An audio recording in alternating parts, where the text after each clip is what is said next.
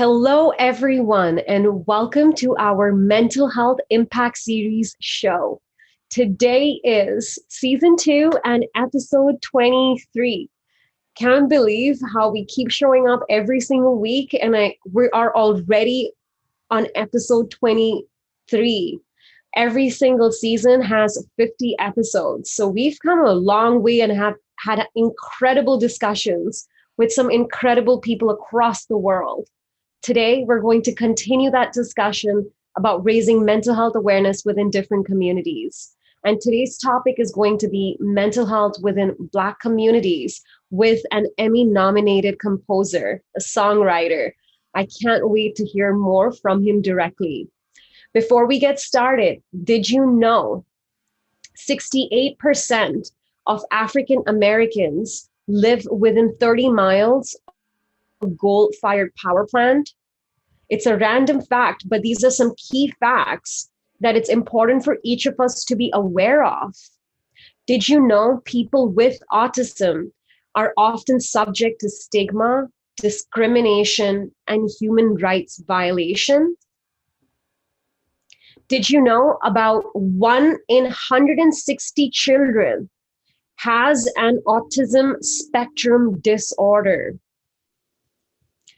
And did you know only 1 in 3 Black Americans who could benefit from mental health treatment actually receive it?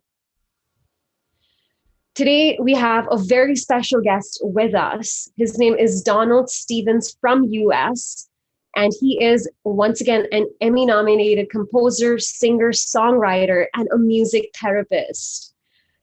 He serves special needs communities. He has been doing this for over 10 years. He has mentored hundreds of young people, teaching them how to turn their passion and purpose into profit. Without any further ado, let's welcome Donald today. How are you doing? Hello, how are you? Thank you so much for having me. It's such a pleasure to have you here, Donald. Could you please start by sharing a little bit about yourself and the journey that has brought you here today? Yes, so my name is Donald Stevens. I am born and raised in White Plains, New York. I am a father of three, two girls, one boy, a husband of one. Actually, we're going to be celebrating our anniversary, August 22nd, 12 years, which I'm very, very excited about. I'm just a motivator, passionate about people, passionate about music, passionate about changing lives.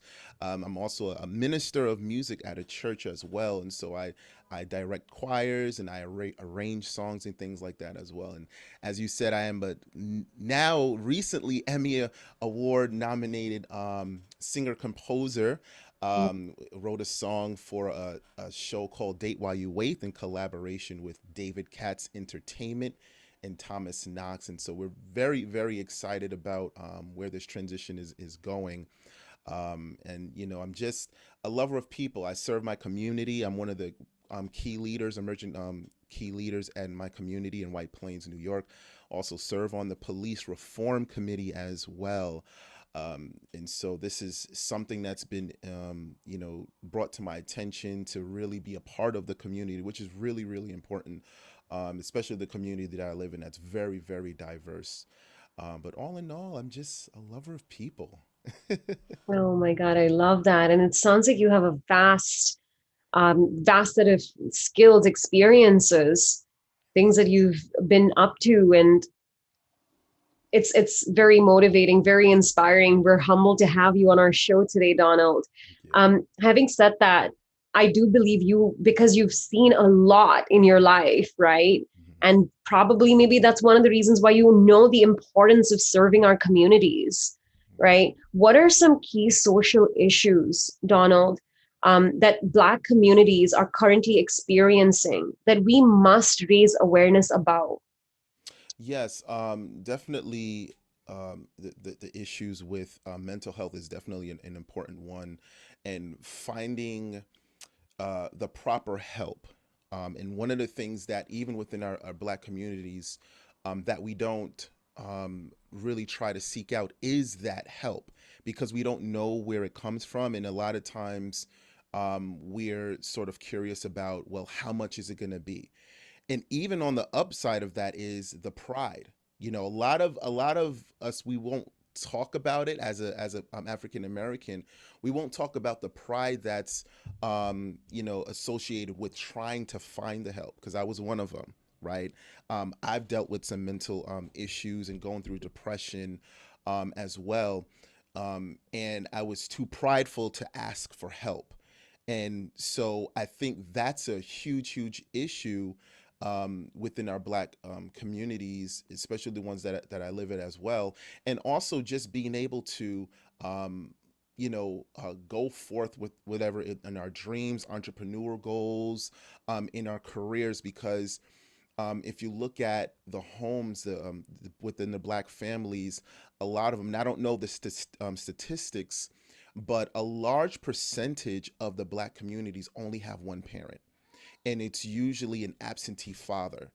And so that's a huge thing. And so the biggest problem that we're facing now is finding the proper resources as far as mentorship and other programs that can sort of fill that void of the absentee father, or whatever it is. And so we're missing those father figures, and those that can really nurture and help the Black community, because there's so much potential, there's so much gifts, but it just really needs to be nurtured and brought out in the right way, right? And when I say the right way, not like gangs and all of these things, because that's sometimes, within our culture, we kind of go to that because they embrace you first and hook you into something that's not good. I mean, I've dealt with a lot of young men and young adults that have entered into that state where they were trying to find themselves, and they would try to fill a void that's missing with something that's wrong. And so yeah, so absentee fathers and finding the right mentorships is a huge, huge issue within our communities. That's those are some really good insights, Donald. Thank you for sharing that. You mentioned you overcame depression. Hmm. Would you want to give any message on how did you overcome it for people coping with with your own process of depression? Something that Sure. must have worked for you. Sure. I mean, and this was actually just recent. I'm a COVID survivor. I actually almost passed away. Almost died. This was back in 2020 in April, and after that experience, it really brought me to a dark place. Even during the process, mentally, it was really hitting me hard. Hearing certain, like, I don't want to say like voices that sound like I'm this and that, but it was like those voices that says, oh, you're gonna die, this is gonna happen. And prior to me having the COVID, I lost a good friend of mine due to COVID. People that were younger than me, I mean, people all around me were dying. And so it was like, well, now now that I have the COVID, now this whole thing of, oh, now it's going to be your turn. That's what started to happen. And I have to tell this story before I can tell how I overcame it, because it was at a point. I'm a spiritual person, so I pray a lot. I have people that pray, and but there was at a point where I couldn't even pray. I was so down. I was losing weight. I was losing energy, and so I didn't have the energy to even get to the place to even build myself up. But during that time, I heard a voice that said, "Just be still. Be still." And that voice rang so loud in my spirit that I had to embrace it. And I took to that and I just said, you know what?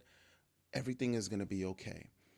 And after that moment, I began to pray. I began to speak things into existence, because I believe that there's power in words.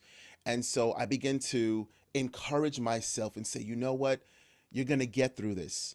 You've already got through this. And now I started thinking about the future at hand. I started writing things down, started planning my future. And those are things that I really feel that's important when it's especially when I'm teaching the young men, write those things down because we know that seeing is believing, right? You may not be in front of you now, but you can see it the moment that you write it down. And when you write it down, you can speak those things into existence. And so those things gave me hope. I actually have the shirt that says "Got Hope," right? Mhm. And so that's sort of what I've been kind of just building upon, that foundation of hope, the foundation of encouragement, the foundation of just knowing that everything is going to be okay. And so I resorted to music. That's just what really brought me out was the music and writing songs and singing. As a music therapist, you figure, well, yeah, you're a music therapist, and so I was sort of using my own medicine, right? Um, and so I was writing music, writing songs that really brought me through, and that's still bringing me through. I believe it's a process that sometimes when you can overcome something, but then you have like these little triggers, right? These little triggers that will say, "Wow," it'll bring you back to that moment. And the moment I see the triggers, and the moment I feel myself getting back to a certain place, I just start speaking out life. I start speaking who I am, who I'm supposed to be to battle whatever is trying to come up against me. So I do a lot of self talk, a lot of self talk, a lot of journaling, a lot of writing to get those things out. Yeah.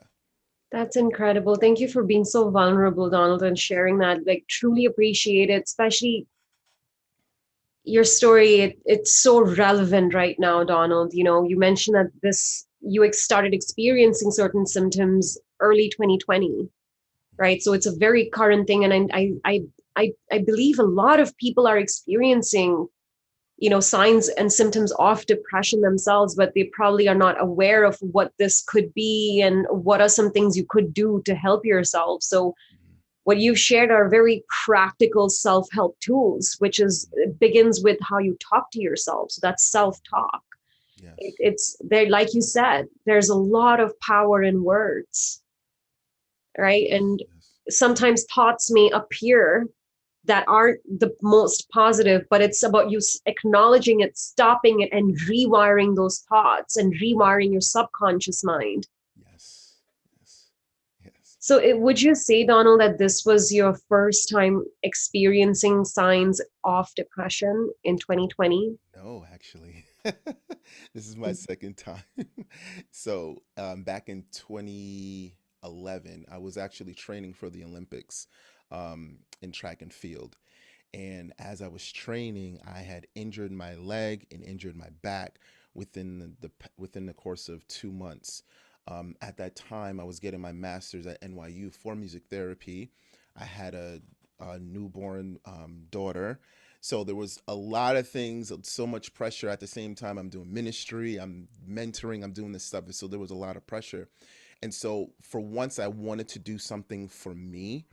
And I think that where the whole mental illness and things comes because a lot of times, and I can just maybe speak for myself, that I do so much for others and forget about myself. And so when this came where I was going to do something for myself, it kind of just ended for me.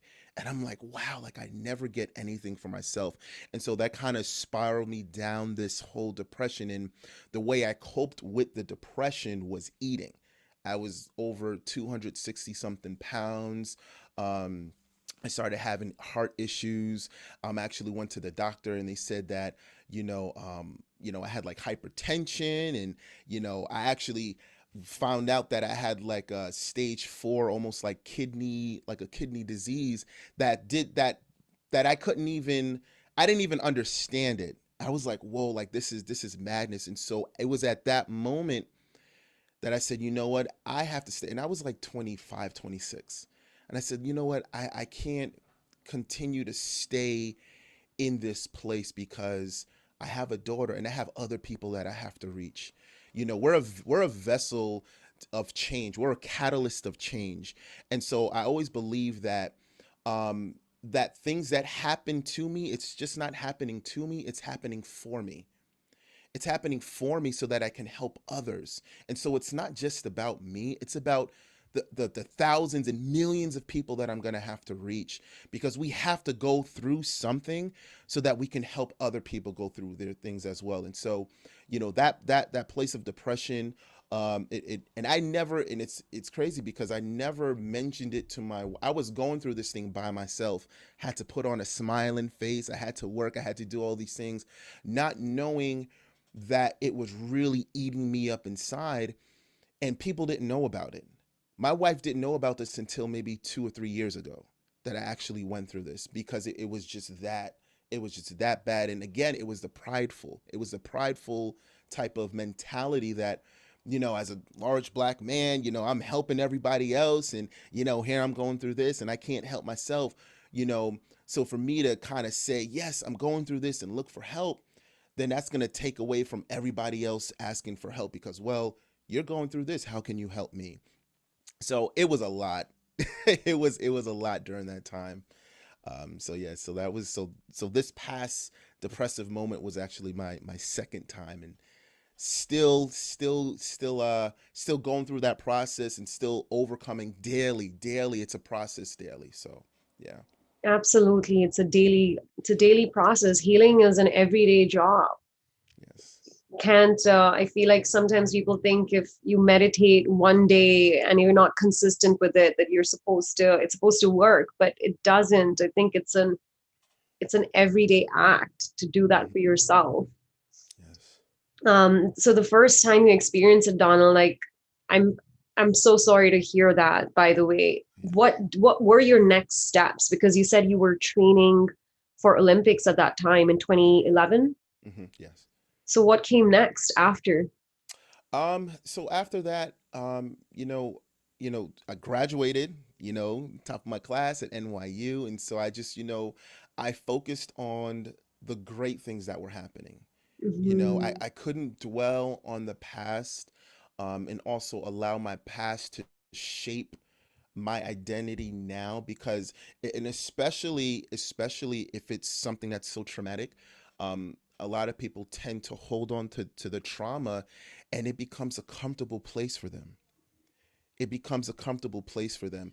And I try not to dwell on the past and just look at the future and say, you know what, this is what's next for me. I'm now a music therapist, and I can help people in different ways. I can help people using my skill set, and using my gift to help other people that are going through things that are, I don't like to use the word worse, but things that they've been going through their whole lives, within a special needs community. And so my job, my career as a music therapist really humbled me to say, you know what, there are people, far, worse off than you are, within the special needs community. And so I believe that we all have a special need. And I know we use the word special needs, but we all have a special need. I had a special need, and I think I saw a comment that asked about how music therapy helped. Well, it helped me. It helped me go through, um, and still going through, because music is something that, allows you to sort of move involuntarily, physically, spiritually, and emotionally. You might not understand what's happening in sort of like this, cosmic, invisible world of music, but it's helping.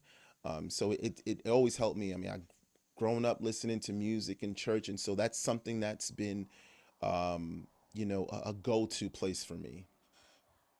Yeah, that's so beautiful. Thank you so much for sharing. It really resonated with one thing that you say is, you said a few minutes ago that you felt like you had to kind of not tell your partner about it. You had to put up that front, and it could have been because, of personal pride. And I resonate with that a little bit myself, being a high performing individual from a very young age. I grew up in Nigeria. I lived there for 16 years of my life, came here at the age of 17 to Toronto with my twin brother.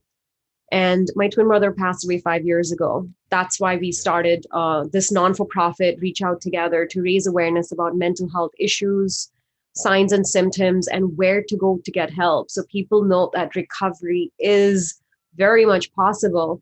But when he passed away on July 12th, 5 years ago, I instantly I quit my job in the ad tech network. I was doing very well financially, but it just stopped being about money at that point. At that point, it was about humanity. It was about thinking that, hey, Anchal, you don't need years of experience before you can actually start an initiative to help people. Get into it, learn it, just go with the flow. But in the beginning, while I was, all in doing everything in my possible capacity to educate my community, because I got mental health first aid certified with the Mental Health Commission of Canada. And I was like, everyone needs to know this information.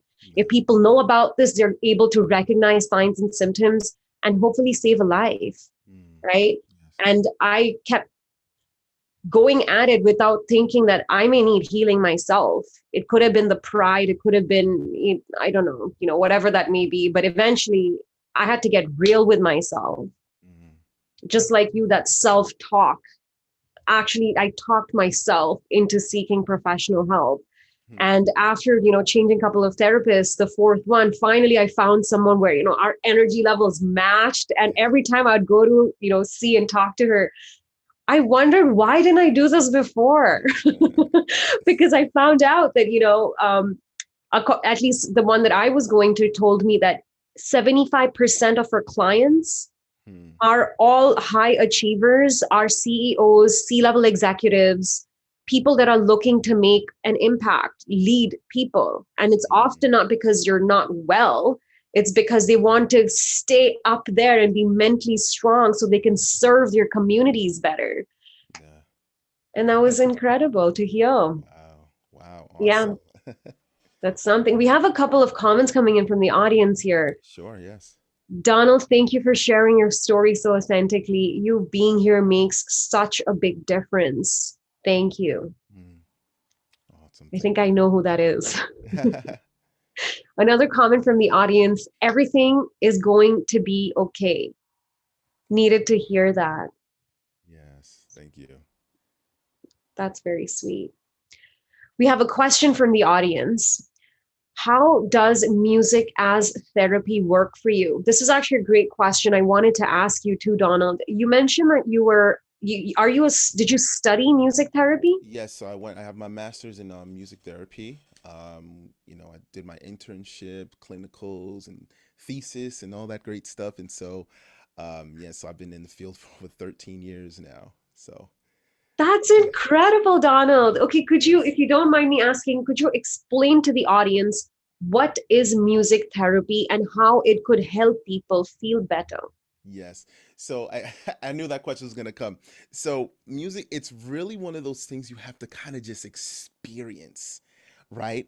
But music therapy, what it is, and I'll speak to the autistic community. um, I specialize with children with autism, and so sometimes verbal communication is a little tough. And so, what music does, and if I can sort of just paint this image, music becomes this sort of container, and this way where the child or adult can express themselves without verbal communication.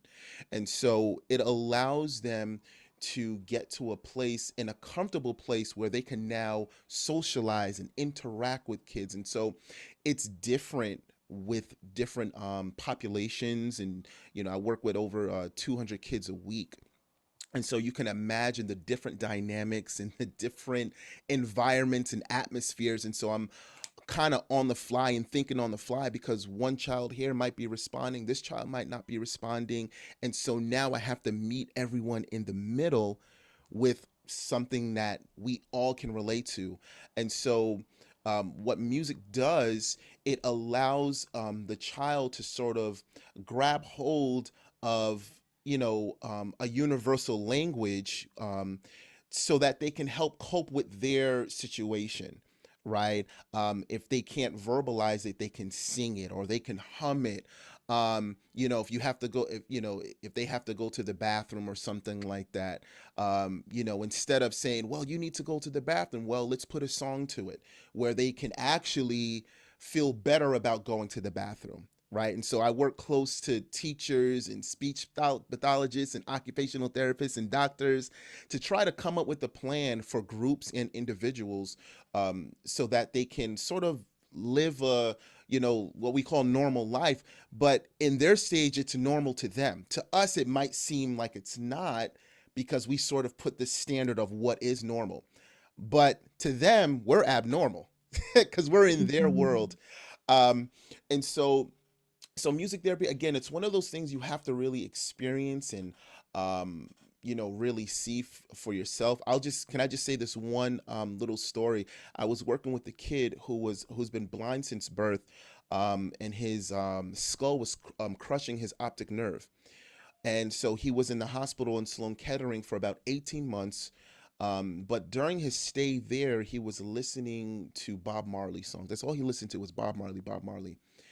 And when he was 4 years old, 5 years old, he had this like this rhythm that he had, and his parents was like, "Oh my gosh, we need to." They've embraced it. They saw it and said, "Listen, we need to find somebody, that can really harness this gift, whatever it is," because the parents didn't have a musical background. So they brought them to, the Music Therapy Institute. They brought him, at age 5, and at age 6, I started working with him on the drums. His name is Matthew Welling, and, he was playing. He was had this rhythm. I'm like, oh my gosh. Oh my And he's gosh. he's he's blind, but you wouldn't be able to tell that he's blind because he knows his way around the space. And so I've been working with him for over 7 years. Since then, we've performed at, Madison Square Garden. We performed at Radio City Music Center. We opened up for the Christmas Spectacular, original songs. And before, he was stage fright. He didn't believe in himself. He didn't know, he just felt so uncomfortable. And so we worked on those feelings during music. So the therapy part of it helped him to overcome those fears. And because we worked on it, and I didn't try to pressure him into doing something, we worked on those issues first during music, in music. And now he's just out performing and meeting Billy Joel, and Ziggy Marley is one of his good friends. And so I mean, there's so many different avenues, to how the therapy part of music can help people. I mean, it's therapeutic to everyone. Incredible. Incredible. More power to you, Donald. I hope you keep crushing it. I hope you keep growing.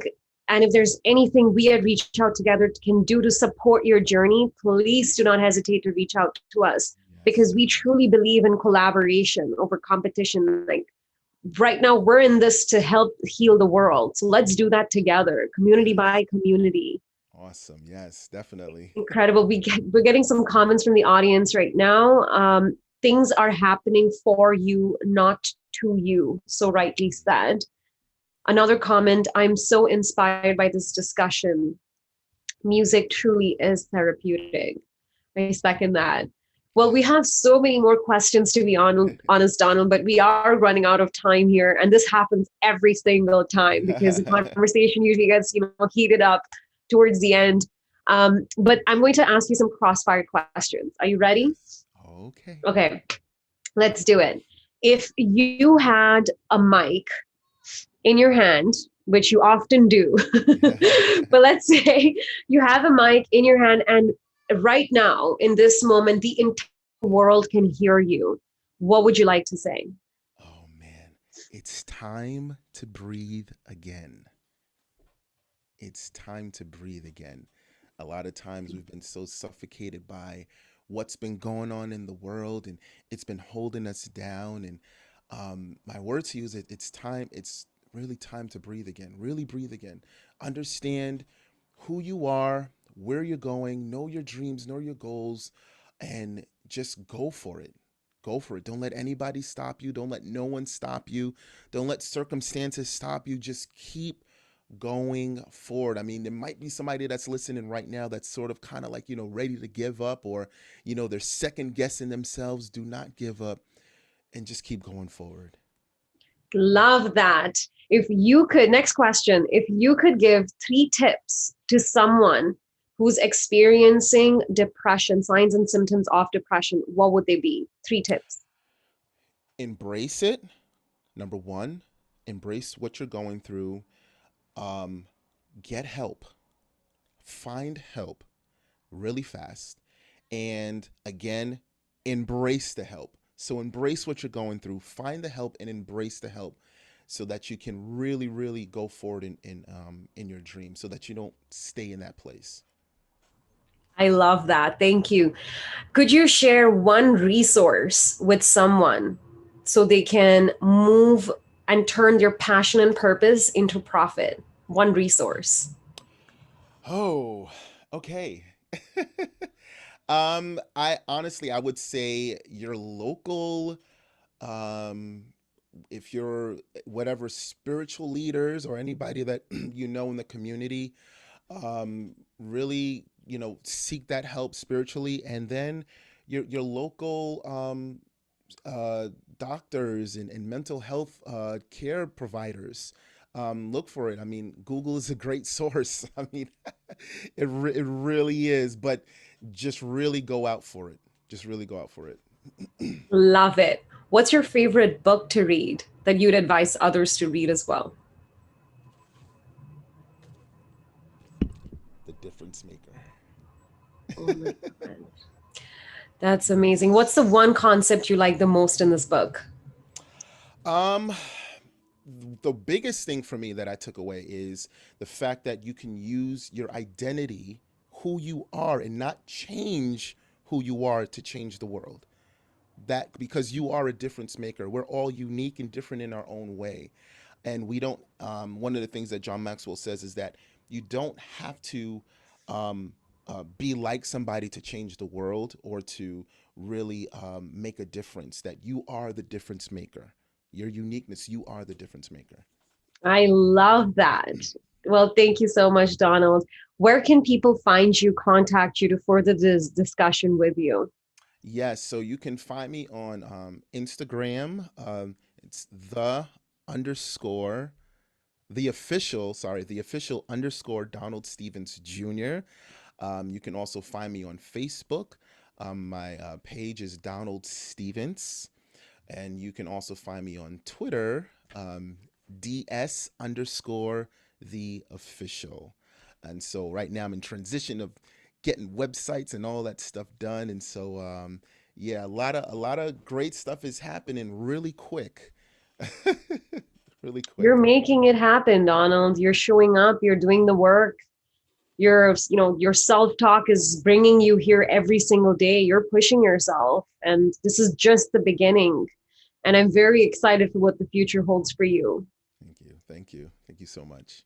Absolutely. So you said in the beginning that you would, if you're comfortable, to sing for us and our audience. Okay.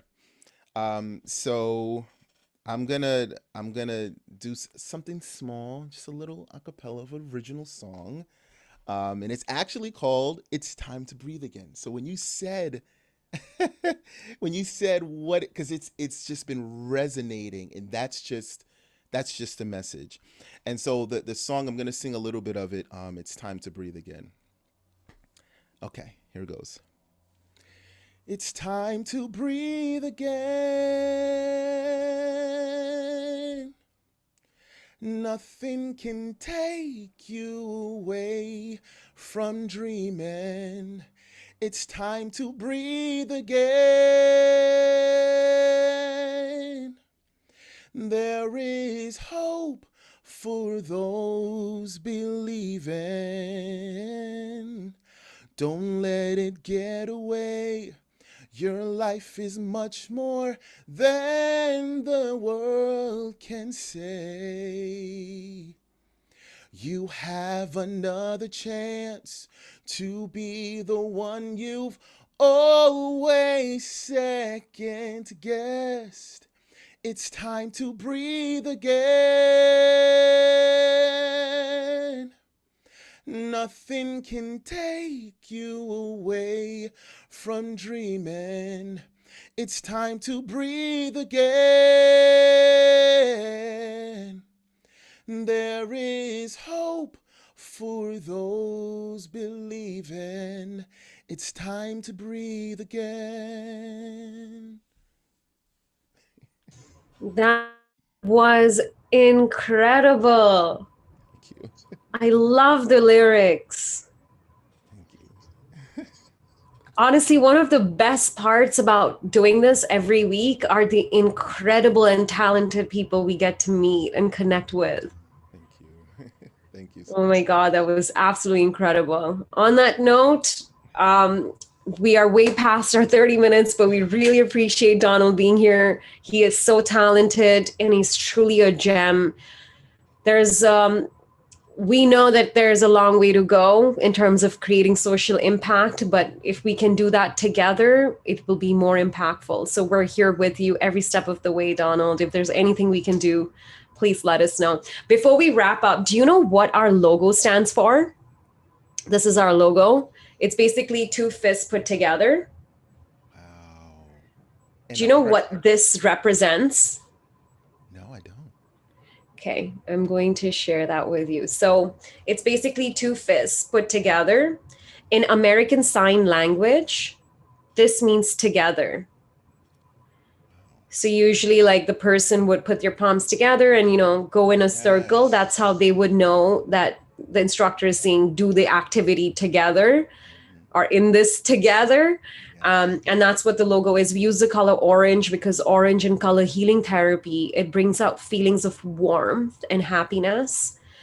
And our mission and Reach Out Together is to heal the world together, conversation by conversation, community by community.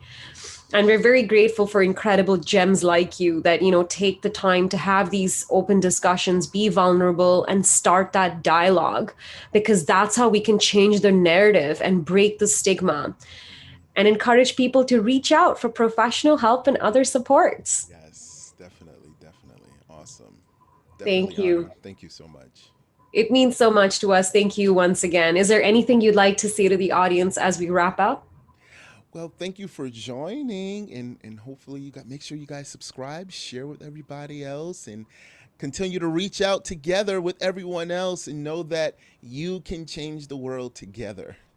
Love it. Thank you. Thank you, Donald. What a gem. Thank you, everyone, for taking the time to watch this interview till the very end. We appreciate you. As always, we continue to run our completely free of cost program for anyone in the world. It's the Resource Outreach Support Program. If you know someone that's not feeling very good, perhaps confused, don't know what's going on with them, please let them know. We run an email service completely free of cost. All that they have to do is send an email to resource@reachouttogether.com. And we have a team of trained individuals who will respond to you via email and take the conversation from there and send you custom professional help or other supports to help you feel better, because we're in this together. So thank you. Thanks, Donald, once again, and we will talk to you very soon.